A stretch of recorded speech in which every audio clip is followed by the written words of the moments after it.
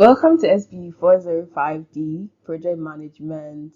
My name is Felicia Frida Aidan Aqua. We're going to be looking at Project Cost and Procurement Management Unit 2. Unit 2, specifically, we're going to look at Session 4, Project Funding, and then Funding Sources. By the end of the session, you should be able to explain what project funding is and explain the major sources of project funding, as well as differentiate between the short-term and long-term project funding as well.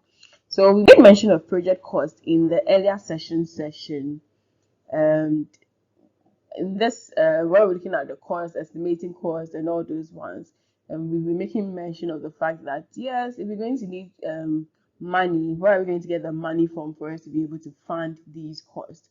And so there are lots of sources of funding when it comes to projects, and that's going to be our focus for this session. So we're saying that when it comes to project funding, what we are looking out for is finances or capital, which would help us successfully complete all the tasks or activities that the project has to do, and these are readily made available as required. How do you do a project when you need money to buy an equipment and then the money is not in? You won't be able to, it's going to cause delays. And so project funding is also key if you're going to meet with our time and make the project successful. The success of every project also depends on project funding. And so it's not just about knowing which finance or capital you should need or is required, but it's about having them ready as and when it is also required.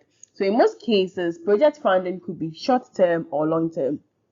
When we're looking at short-term usually is 1 year maximum. It's 1 year or less. That is what we're looking out for short-term. Then when we're looking at long-term is always more than 1 year. So that is the thing about short-term and long-term. And so projects may be expected to be either self-funding with revenues which are generated from the earlier stages of the project, providing funds to deliver the later stages. And sometimes it can also be, like earlier said, sources of finance. You could get it short-term or long-term. Short-term less than 1 year, long-term more than 1 year. And it could be internally generated or externally generated. Internally is usually within the firm or within the project, and then externally is when we're going outside the firm or outside the project. Some key sources of external source is what we call the bank overdraft. And for the bank overdraft, usually it is when you have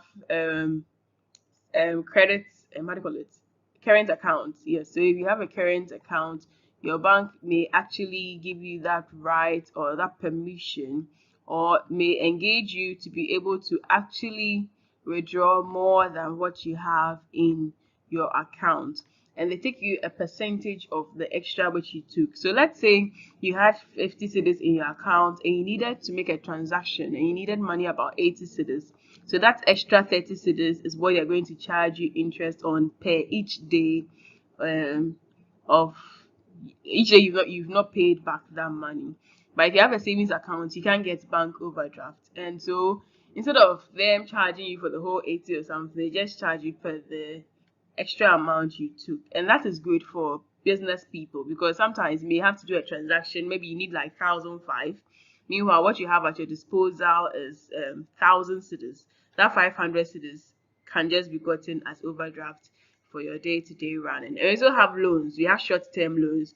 Sometimes you can take a loan for 3 months, you can take a loan for 9 months, you can take a loan for 6 months, and all of these are what we call short-term project funding. Other sources of short-term project funding is what we call sales and leasebacks. So sometimes you can sell some assets or you can lease back some assets just to make some money or some returns for it. You can also issue out debentures. Usually, if it's a company, you have the opportunity to also work on loan capital or debentures, which is written statements which acknowledge debt for your external borrowers. You have people who are also business angels. Business angels are individuals who are high nets, or they have the money and they want to support younger firms or smaller firms And a typical example of a business angel is McDan. At a point, McDan was doing a McDan challenge where they were supporting people in the they are picking up in Ghana. It's not so strong, but it's still picking up.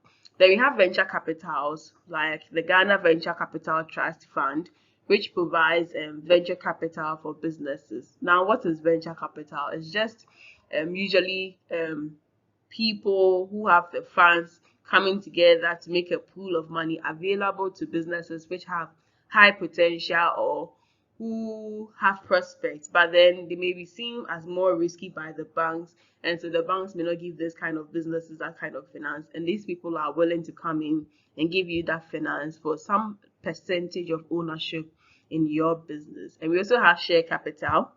If it's a company which is limited by shares, obviously you can work with share capitals by issuing some shares into the public, your initial public IPO, initial public offers, and then sometimes you selling more shares to get that money as well. And shares represent ownership in the firm. So at a point, realize MTN were selling shares about 5 cedis, and you could buy in different lots in there. They also have retained profit. So when we make our revenue, we can decide that instead of sharing it all, we can reinvest some of it back into our business, which is what we call the plowback profit or the retained profits. And like I made mention, you can also issue shares if you're a company limited by share. If you're sole proprietor, obviously these shares and debentures won't really apply to you. So depending on the type of company or venture it is, whether it's a sole proprietor, it's a partnership, or it's a company, then the dynamics or what would apply to you, you pick up from it as well. So yes, the short term usually for project is the short term usually for project is the use of overdrafts and then the bank loans or other loan facilities. It could be from your microfinance or yes, those loans in there, which is usually for a year maximum or less than a year. Then we have the long term where we're looking at for leases, share capitals, we're looking at debentures, we're looking at venture capitals, angel investors, and those ones as well. So we've explained what project funding is, and we've looked at the major sources of project funding, which we said it could be internal or it could be outside the project. External, we're saying that it could be either short term, which is up to a year or less, or it could also be long term, which is more than a year as well. Your attention and for learning. We'll see you in the subsequent sessions. Bye bye.